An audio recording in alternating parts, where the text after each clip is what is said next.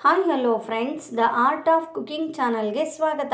ಇಂದು ನಾವು hotel style rice ಬಾತನ್ನು ಈಸಿಯಾಗಿ ಮನೆಯಲ್ಲಿ ಹೇಗೆ ಮಾಡ್ಬೋದು ಅಂತ ನೋಡೋಣ. ಅದಕ್ಕೆ ಬೇಕಾದ ಪದಾರ್ಥಗಳು: ಚಕ್ಕೆ, ಲವಂಗ, ಏಲಕ್ಕಿ, ಬೆಳ್ಳುಳ್ಳಿ, ಶುಂಠಿ, ಸ್ವಲ್ಪ ಅಚ್ಚಕಾರದ ಪುಡಿ, ದಾಲ್ಚಿನ್ನಿ ಎಲೆ, ತರಕಾರಿಗಳು ಹಾಗೂ ನೆನೆಸಿಟ್ಕೊಂಡಿರುವಂಥ ಅಕ್ಕಿ. ಈಗ ಮಾಡುವ ವಿಧಾನವನ್ನು ನೋಡೋಣ. ಒಂದು ಬಾಣಲಿಗೆ 2 ರಿಂದ 3 ಸ್ಪೂನ್ ಎಣ್ಣೆ ಹಾಕ್ಕೊಳ್ಳಿ.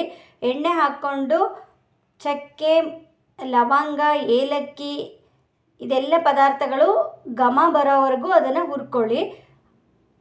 ಅದಕ್ಕೇ ಸ್ವಲ್ಪ ಬೆಳ್ಳುಳ್ಳಿ, ಶುಂಠಿ, ಈರುಳ್ಳಿ ಹಾಗೂ ಟೊಮೆಟೊವನ್ನು ಹಾಕ್ಕೊಂಡು ಚೆನ್ನಾಗಿ ಫ್ರೈ ಮಾಡ್ಕೊಳ್ಳಿ.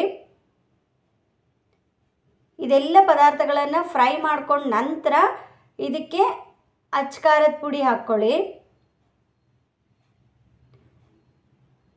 ಈ ರೈಸ್ ಬಾತ್ನ ಸೀಕ್ರೆಟ್ ಅಂದರೆ ನಾವು ಎಲ್ಲ ಮಸಾಲೆಗಳನ್ನು ಹುರಿದು ರುಬ್ಬೋದ್ರಿಂದ ಈ ರೈಸ್ ಬಾತ್ ಟೇಸ್ಟು ತುಂಬಾ ಚೆನ್ನಾಗಿರುತ್ತೆ. ಅದೆಲ್ಲ ಪದಾರ್ಥಗಳನ್ನು ಹುರಿದ ನಂತರ ಅದನ್ನು ಆರ್ಲಿಕ್ಕೆ ಇಟ್ಕೊಂಡು ಈಗ ಕುಕ್ಕರ್ ಪಾತ್ರೆಗೆ 2 ರಿಂದ 3 ಸ್ಪೂನಷ್ಟು ಎಣ್ಣೆಯನ್ನು ಹಾಕಿ ಇದಕ್ಕೆ ಒಗ್ಗರಣೆಗೆ ಸಾಸಿವೆ, ಜೀರಿಗೆ ಇದ್ಯಾವುದು ಬೇಕಿಲ್ಲ.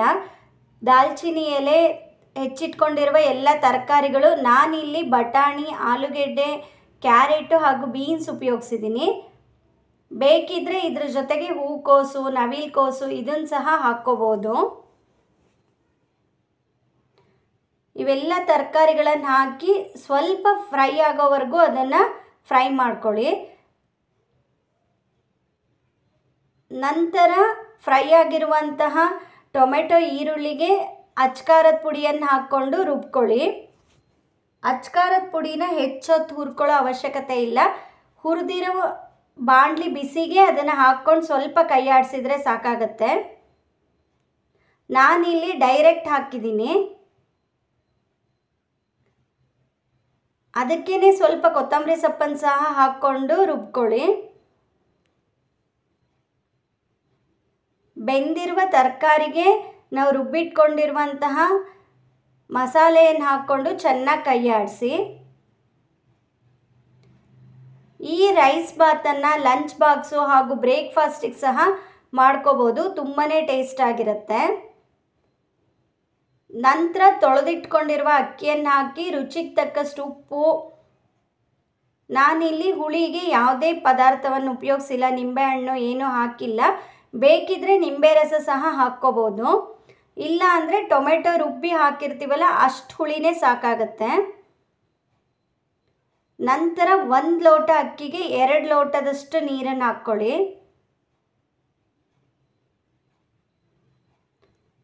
ಇದೆಲ್ಲವನ್ನು ಹಾಕಿ ಚೆನ್ನಾಗಿ ನೀರು ಕುದಿ ಬಂದ ನಂತರ ಮುಚ್ಚಳ ಮುಚ್ಚಿ ಮಿನಿಮಮ್ 2 ರಿಂದ 3 ವಿಷಲ್ ಸಾಕಾಗತ್ತೆ. ಅದರ ಪ್ರೆಷರ್ ಇಳಿದ ನಂತರ ಚೆನ್ನಾಗಿ ಕೈ ಆಡಿಸಿ ಅದನ್ನು ಸರ್ವ್ ಮಾಡಿ. ಆದಷ್ಟು ಇದನ್ನು ಬಿಸಿ ಬಿಸಿಯಾಗೆ ಸರ್ವ್ ಮಾಡಿ. ಜೊತೆಗೆ ಮೊಸರು ಪಚ್ಚಡಿ ಇದ್ಯಾವುದ್ರ ಜೊತೆಗೆ ಸೌತೆಕಾಯಿ, ಈರುಳ್ಳಿ ಜೊತೆಗೆ ಸಹ ಸರ್ವ್ ಮಾಡ್ಬೋದು. ಟೇಸ್ಟ್ ತುಂಬಾ ಚೆನ್ನಾಗಿರುತ್ತೆ. ಈ ವಿಡಿಯೋ ನೋಡಿದ್ದಕ್ಕಾಗಿ ಧನ್ಯವಾದಗಳು. Thank you.